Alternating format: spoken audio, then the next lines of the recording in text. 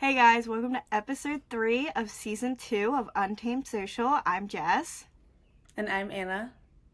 and today we're going to be talking about the influencer trend on TikTok where influencers spilled their secrets. If you haven't heard of this trend, right before TikTok went dark, a lot of influencers were spilling their secrets. They were doing it to an audio that was saying that since we're all going to die, there's one more secret that I have to share with you, and that is, and then they would share their secrets.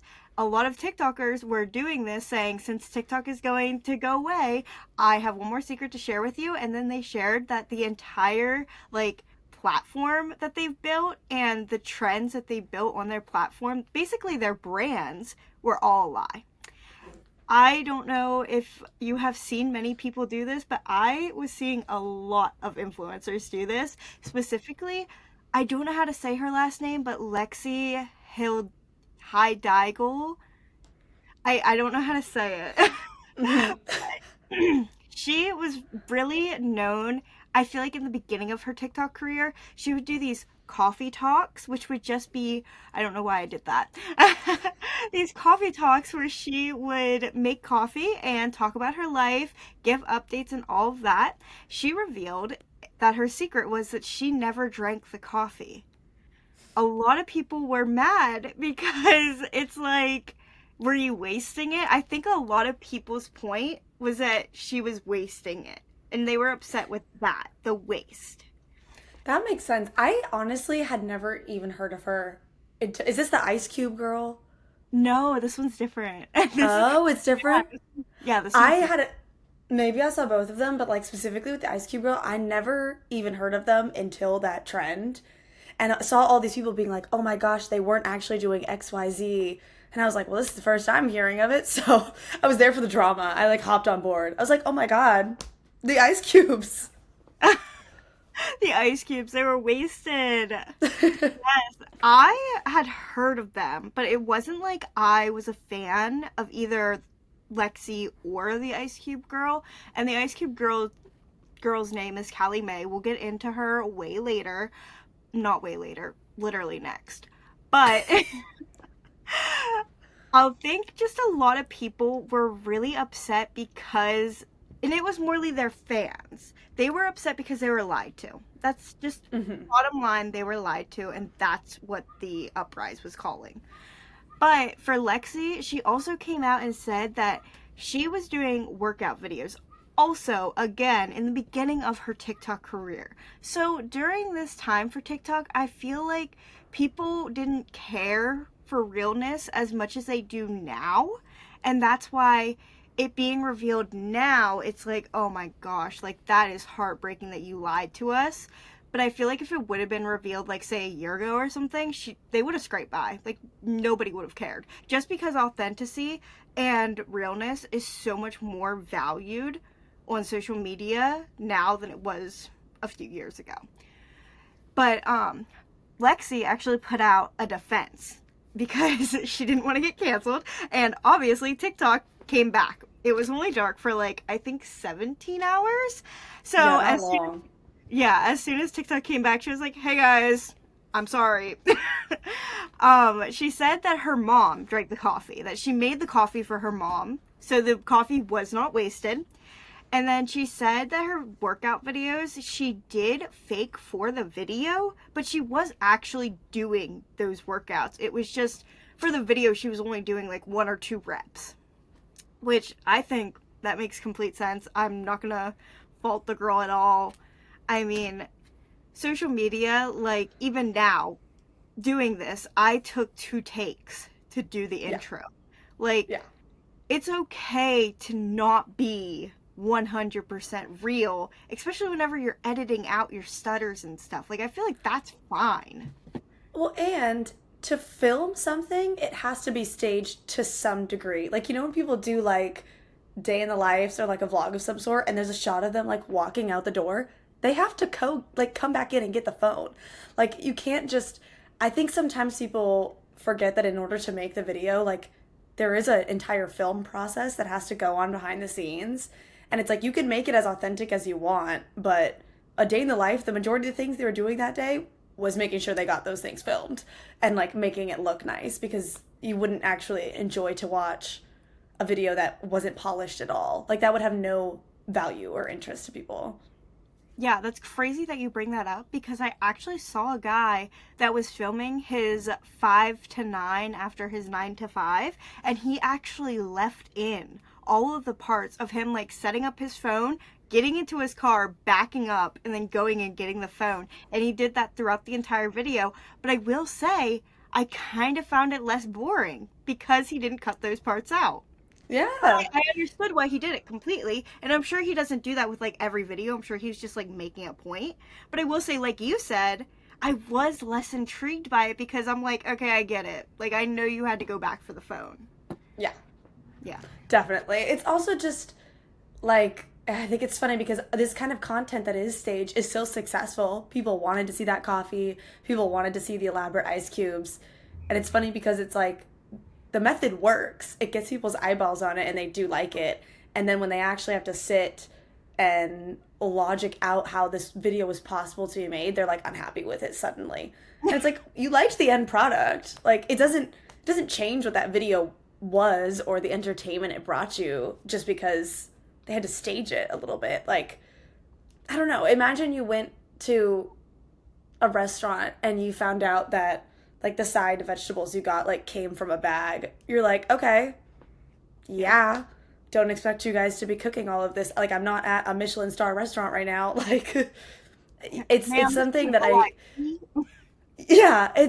think it's just something where I feel like consumers of media like to live in this fantasy land where it's all just going to be perfect one take, and not actually realizing that they're consuming a product. This video is polished and made in production, and it's not going to be 100% raw, authentic. Even like ones like labeled, have you seen a like realistic day in the lives? Like even that, in order to make it something that is even going to trend, is even going to get views on it, it's going to be staged. Yeah. Yeah. And I think with this trend of telling your secrets, I think more authenticity and realness is coming from the trend itself. Mm-hmm. And I understand like people are upset that they may have lied in the beginning, but now they're being like really honest and really like raw, and that itself is something. And a lot of people that did this trend also got love for it. For example, the Duolingo owl, they finally showed their face, and a lot of people like that because I guess I'm not really a fan or a follower of Duolingo's social media, but I guess the guy had appeared in videos before, so like people knew his name, like they knew who it was whenever he took off the mask. And so everyone was like, oh my God, that's crazy. Yeah, like they were happy to know though. Like it wasn't a bad thing. They didn't use this trend in a negative way like the others did. I think there was definitely like a wrong and right way to do this trend. Like I think it was obviously really interesting to see influencers like expose themselves, but there were some people like the Duolingo one who did it really smart of being like, what's a secret we can let people into that's not gonna damage or destroy anything that we've been working so hard to craft and build. Like I'm sure the Duolingo account could have had way crazier things like that they could have said, but they stuck with something that they knew was gonna still garner attention and be interesting and people would like to hear it, but that wasn't, you know, being like my whole life that you think I'm living is a facade, you know? Yes, exactly. And I feel like afterwards when TikTok came back, people like just were happy to continue watching their content and following them because it didn't really change the realness or rawness to their content. So totally. That was really helpful. I don't know if you've seen the guy that cooks on his bed. Yes. I haven't like watched his videos completely, and again, I'm not a follower of his, but I've definitely seen his content on TikTok before. And at one point, it was like a few months ago, I saw someone said that he actually was doing it on a table with a bed sheet. And I was like, oh, that makes so much sense. And for months, that's just what I thought. At least for me, I wasn't mad about it. I was like, okay, that makes sense. Well, for his reveal, he revealed that that was a rumor. He always has done it on a bed. and that he didn't know why someone said that he did it on a table, but he does it on a bed. Like, the realness was there from the beginning. It never left. Someone just came up with a rumor, and then others believed it. Me, I'm other. You fell victim. But yeah, he came out with his secret was that it was a bed. He's always made food on the bed. See, those ones are also very interesting because, like, so many have to do with, like, the shtick that people run with their content, like their niche or their piece that makes them stand out. And so I could see how if his was, like, his secret that he revealed, if it was that it was on a table, I could see how that would make people upset because it takes away that shock value. And, but then to just be able to further prove being like, no, I was actually doing that, I feel like establishes a good amount of trust between you and your audience. Yeah, absolutely. 100%. Another person that didn't get negative feedback from their truth, and their truth was their truth the entire way through, but they got negative feedback still because people think they're lying. And honestly, I don't know how to feel about it. Scar Girl. Do you know of Scar Girl? I do, and I thought that she revealed that it was fake. Yeah, so she did make a video kind of saying that it was fake, but if you watched it all the way through, at the very end, she says something about how, no, I'm just kidding, like, it was real the entire time. But a lot of people didn't watch it the whole way through. And so in Literally the me. comments, everyone's like, finally, she told her truth. And then, yeah, literally you. She's like, finally, she told her truth. And everyone's like, did you watch the video the whole way through? Because at the end, she literally says it's a joke. Like, it's a joke that it was fake. You know what I mean? Okay, so It was real the entire time. that's that just can't be true because so I didn't even see her video pop up first. I saw other people's videos being like, I love this trend, Scar Girl finally admitted it, like people being like the closet was glass, like we always knew. And so then I looked up her video and I watched that first couple clips of it and was like, I freaking knew it, and then like carried on with my life and like thought that that was the truth. I knew it. I knew it. That's That's that like great. makes me like question my entire reality. Yeah, well, I can't believe she's sticking to that. I think she should have. I don't know. I feel like a whole episode could be done on whether that scar was real or not. But as much as she's doubled, tripled, and fourth down said it is real, I don't know. Like, the more she says it's real, it's real, it's real, the more I believe it. Because at this point, I'm like, it's been like, what, 3 years? 2 years? I'm like, come on, girl. That is a big lie to keep. Yeah. I don't know. And I feel like My if she would have admitted it, now would have been the time. I agree. I also just don't know like I don't know how you could backtrack on something like that. Like I could imagine that would be a very uncomfortable experience if when you were young, you started this little gimmick and everyone, I don't even know this girl's name. I literally only know her as Scar Girl. I It's could Annie. definitely then imagine Annie.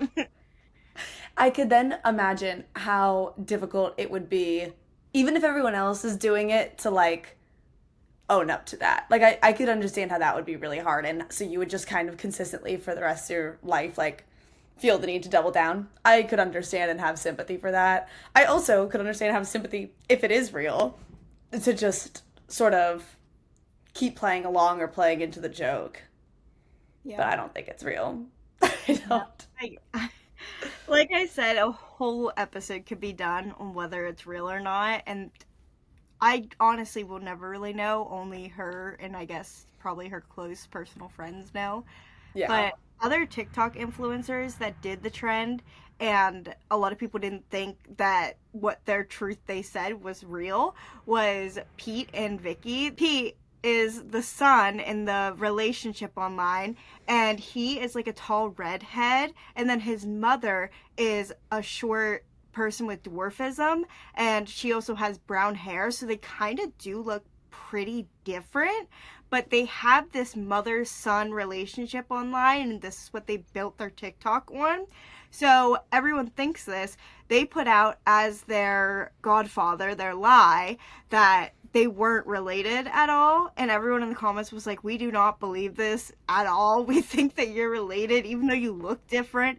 We're pretty sure you're related, because also I should say I think their facial features are similar. It's just like Yes. the height and the hair that's very different and everything. And then whenever TikTok came back, they said, yep, we lied. So the people were right on this one. That was the first one that I saw that then started to make me question everything. Because at first I was like, oh, people are actually, being real about this. And like, I'm learning so many different things about these people that I passively watch all the time. And then this one I was like, okay, no, wait. This one I can tell is a joke. What about all these other ones I've seen? Like, were any of those jokes? Is this all ever gonna truly be solved? Like, will I ever really know anything? But I thought that was a clever way to do it and to be on trend. Yeah. Again, just another way that you're just telling the truth the whole way through. I mean, yeah, they lied for that, but like then they came on and were like, "Yep, I've been telling the Yeah. truth the entire time. We are mother and son." Like there was no like lie or Yeah. unrealness there. There's a Yeah. difference between like a bit and like a farce. So Mhm. like that video would have been more of just a bit, a gimmick, a gag, whereas then some of the ones like Scar Girl or like the Ice Cube Girl where it's like this is just an entire ruse you're potentially putting on. And I think that's then where people's point of pain comes with it. Like obviously no one cared that they did that trend as a joke, but people then did care about how other people did it when it came into their entire like brand. Yeah, absolutely. And I think for this, for people and influencers like Lexi, this kind of did hurt their brand in the long run, because everyone was viewing Lexi as a liar then. Her entire brand was built on these coffee talks and her workout videos in the very early stages of her TikTok fame. And so people are like, this is why I followed you, and you didn't even like actually do these things. So I think that definitely hurt, and I think we've gone over a lot of different ways that it did good, it did bad, it did funny. But I thought it was really interesting, and we'll end with this. The influencers who were saying, thank God I didn't do that trend. Because even though they were saying, I'm so glad I didn't participate in that trend, they were like so relieved they didn't reveal their secrets. I'm like, what are you hiding? What part of your brand is a lie that you are so grateful that you didn't put out there? And it's also like it's TikTok isn't the only places that where the internet exists. You know, these people like Cover, who was like, thank God I didn't participate in this trend. She's also very popular on YouTube and on Instagram. Like if she had revealed some secret there and then TikTok disappeared forever, it's not like we were never gonna see from her again, you know? So it is kind of ironic that people were like, oh, thank God I never did this. It was like, well, it was kind of done in good fun the entire time anyway. Like people were fine with this secret coming out and they just took this opportunity to do that because the internet still was going to exist. It's not like TikTok getting banned was going to like end influencers. It was just one channel, one medium for it. Yeah, I completely agree. And I think people forget often that TikTok isn't the only place to be.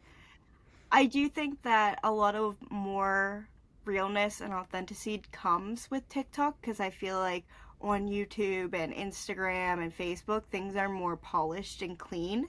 But on TikTok, it's like you can go crazy, post anything you want. Like there are literally get readies with me's where you are in they start in their underwear. You wouldn't post that on any other app. So That's so real.